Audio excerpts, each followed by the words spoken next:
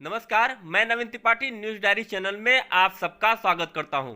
Uttar Pradesh Samajwadi party के अध्यक्ष नरेश उत्तम पटेल ने ईवीएम पर सवाल खड़ा किया। कहा कि 2014 के बाद देश में महंगाई, बेरोजगारी बढ़ी है, किसान परेशान है और देश की संसद के सदस्यों के प्रश्न पूछने पर सस्पेंड किया जाना दुर्भाग्यपूर्ण है।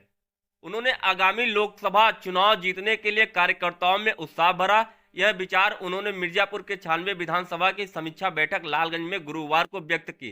96 विधानसभा की समीक्षा बैठक में कार्यकर्ताओं को संबोधित करते हुए कहा कि बैलेट पेपर से वोटिंग जरूरी है और ईवीएम पर सवाल खड़ा किया। भारतीय जनता पार्टी की सरकार पर सवाल खड़ा करते हुए कहा कि संविधान का प्रयोग किस तरह से किया जा रहा है, जनता समझ रही है। उन्होंने बताया कि लोकतंत्र के 4 स्तंभ है, लेकिन विधायिका के लोग पक्ष विपक्ष की संस्कृति को तार तार कर रहे हैं। कहा कि 2014 में वर्तमान केंद्र सरकार के प्रधानमंत्री ने कहा कि 90 दिन में महंगाई खत्म करेंगे, लेकिन दवाई, पढ़ाई, चिकित्सा, बिजली का दाम बढ़ रहा है। किसानों के बारे में कहा कि स्वामीनाथन योजना का नहीं लागू किया गया है, जिससे किसानों की समस्याओं का निराकरण नहीं हो पा रहा है। कहा कि संसद में गैस के पटाखे फोड़ने पर सवाल पूछने पर 146 सांसदों को निलंबित किया जाना लोकतंत्र के लिए बेहतर नहीं है। उन्होंने प्रदेश सरकार पर आरोप लगाया कि सरकार कार्यकर्ताओं का उत्पन्न कर रही है, फर्जी मुकदमे लगा रही है। इसको भी जनता देख रही है। आगामी लोकसभा चुनाव की तैयारी की जानकारी बूथवार सेक्टर के प्रभारी से लिए। राष्ट्रीय सेवा कार्यकारिणी की महासचिव कीर्ति कोल ने कहा कि पार्टी कार्यकर्ताओं का अपना संगठन और शक्ति है और उससे नया बदलाव लाएगी।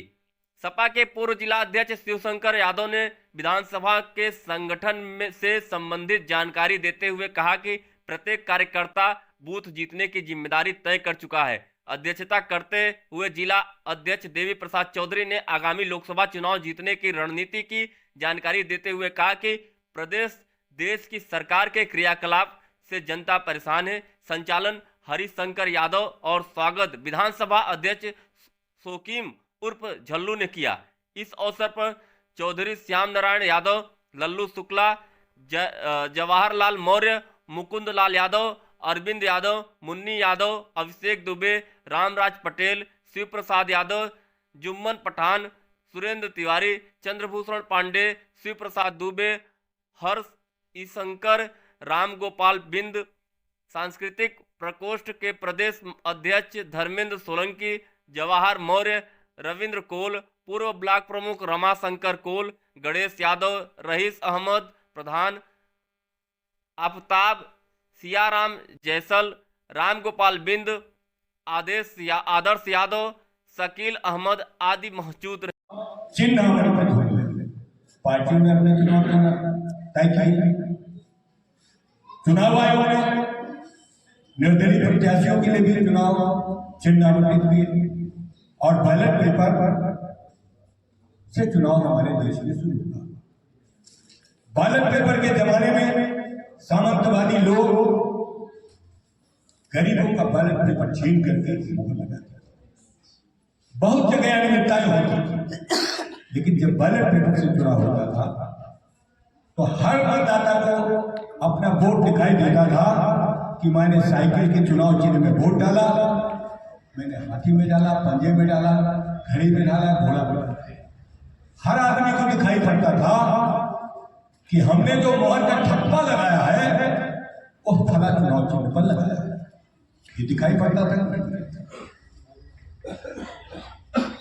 और उस समय इस देश में 1952 से लेकर 1975 तक कांग्रेस की पद्धति है, जो चुनाव की प्रणाली है, जो चुनाव का सिस्टम है, वो आप हमसे भी बेटर कर। इसी देश के अंदर सर्वप्रथम आजादी के बाद पहले चुनाव की प्रणाली थी हाथ उठाकर। अब वो पुराने लोग होंगे, सबको पता भी है कि हमारे देश में चुनाव की प्रणाली पहले हाथ उठाकर के चुनाव हुआ। लेकिन समय बदला, परिस्थितियां बदली और हाथ उठाने की परंपरा हट करके एक सादा कागज एक बैलेट बॉक्स में डालने के लिए कहा कि आप जिसको चाहते हैं आप बैलेट बॉक्स में आप सादा कागज डालें। उसके बाद परिवर्तन हुआ कि जब ज्यादा कैंडिडेट होने लगे तो बैलेट पेपर